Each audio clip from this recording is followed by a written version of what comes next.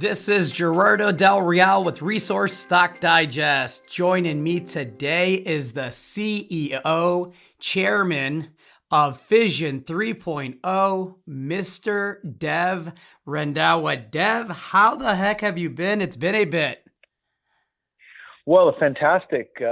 Since the middle of August, when Mr. Grosskopf turned the heat up on the utilities. So it's been since the middle of August when Peter Grosskopf, bought all that uranium and he started running that ETF properly.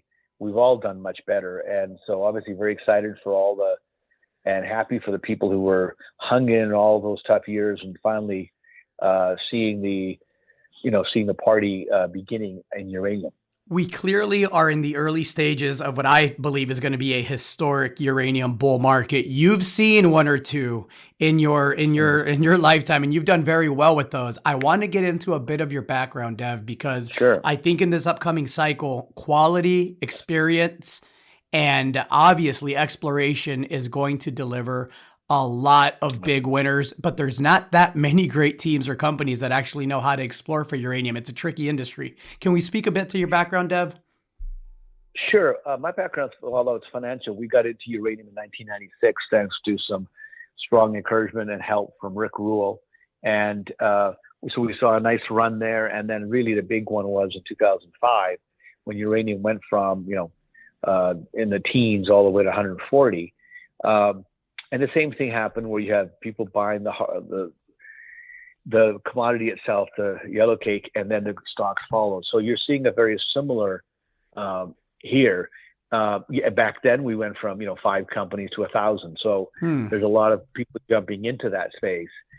But however, having gone through this, what I've learned is that assets, everything will go up. The question is what's going to go and be attractive enough for someone to buy.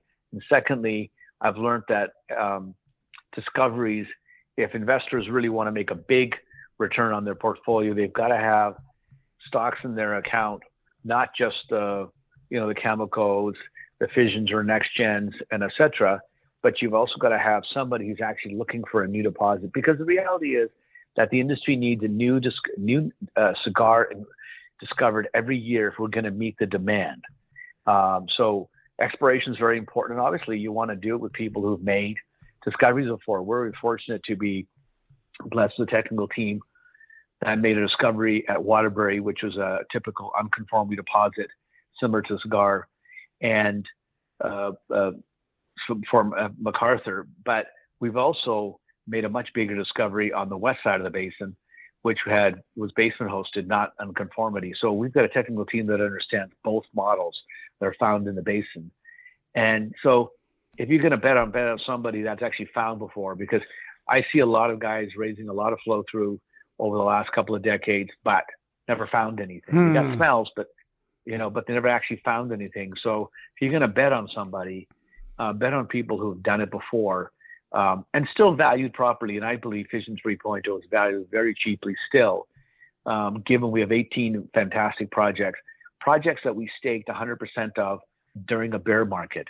Bear markets are time to buy assets. Bull markets are when you bring joint ventures in, drill, and et cetera. So our team was diligent, even though we didn't make a lot of news.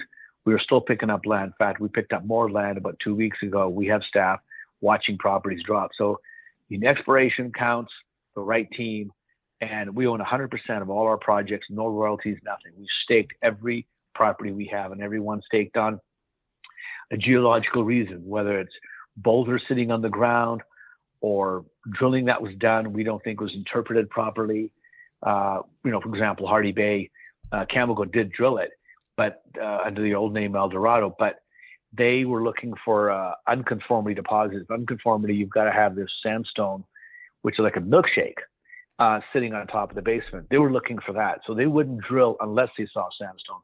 We want to drill where there is no sandstone because we believe that's where Mother Nature has moved the sandstone off and left the basement. So that's, for example, Hardy Bay, just one project we hope to drill. Well, I know we're going to drill it this winter. So that's what I would say is that we've been through these cycles before. We've bet on teams who've done it before, not just looked. There's a lot of marketing goes on and brand names are built, but I don't wonder what the brand names are built on when they've never had any success. You have the good fortune, by way of not luck, but diligence, to be in the premier high-grade uranium district. Of course, you mentioned the Athabasca Basin. I think it's important to Right. note that the grade there tends to be 10 to 20 times the global average. And so when there is a discovery made, it tends to be Mhm. of consequence. And that's where you get the 10, 20, 50 baggers in the space, right? Absolutely. And if you look at ISO or NextGen or anything real discoveries on the when we made our discovery on Triple R, look at the returns. Stocks are 15 cents to go to $1, or even higher, depending on how many shares outstanding. Yeah, the Athabasca is considered the Saudi Arabia of the uranium, where it's high grade. You've got a right government that won't take it from you. They've got 70 years uranium experience, so they know the rules, and everybody knows the rules, and you stay within them, you're fine. So it's high grade, right infrastructure, and the right government involvement. And obviously, then you have to have people who have, we've got people who work for Cameco, who work in Saskatchewan, and I guess it's very different. Gold, looking for gold in Saskatchewan is very similar to gold looking around Australia. And that's not the case with uranium. It's very different. Our grades are higher, and the geological setting is extremely different. You can get little blobs of uranium inside of a football field, 50, 60 million pounds. Well, you can have the same amount of land in Africa or the United States, and you might have, 5 million pounds because the grades are so high and it's everything in blobs. So it takes a different kind of team. And to me, Athabasca is the only place in the world. ISL solution mining can work in other places, but only if you're going to do hard underground mining or open pit, it has to be in Athabasca because the grade is so high. How's the market cap looking, and what's the treasury look like, Dev? Well, we're very fortunate. Dread Cloud just financed us, so our treasury is around $9 million. We have about $5 million in flow through that we'll spend. We were very lean during those times, so we're good there. And really, our market cap still only about 50 million, which is still quite low when you consider 18 projects and a great technical team. Ross is on the board. He's won every award a geologist could win, and when we had those, we made two big deals in a very short time in bear markets. If you're looking for a team if you had the Oscars that's won every award possible, we've done a sweep of it.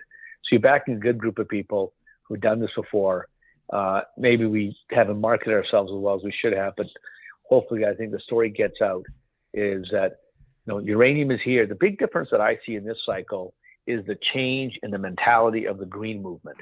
Before, they were always focused on, you got to have wind, we got to have more solar and more wind turbines.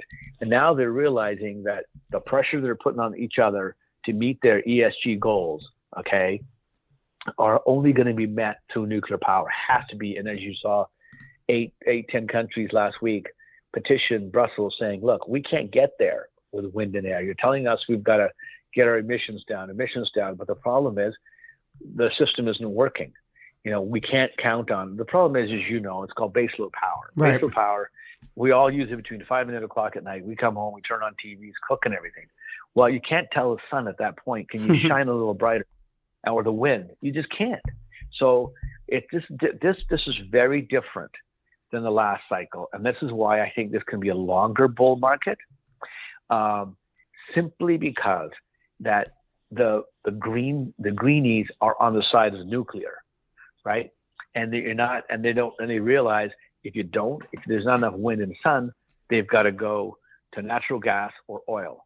And so finally, Biden to Europe, like other countries realizing, hey, and Japan, for example, has been a big, as you know, they were one of the number 2 leaders in the world, and after Fukushima, they dropped off. But now they've committed to turn on all 30 reactors. So this is a fundamental difference from the last time we have seen. And then because of that, you've seen all this money pour into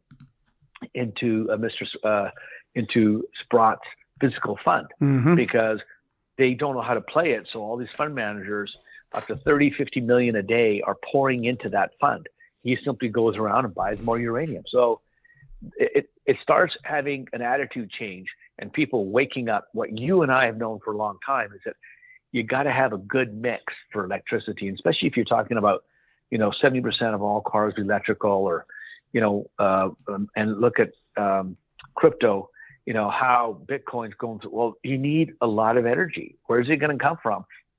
Where do you get the energy and still not increase your emissions? Well, nuclear power is a part of that.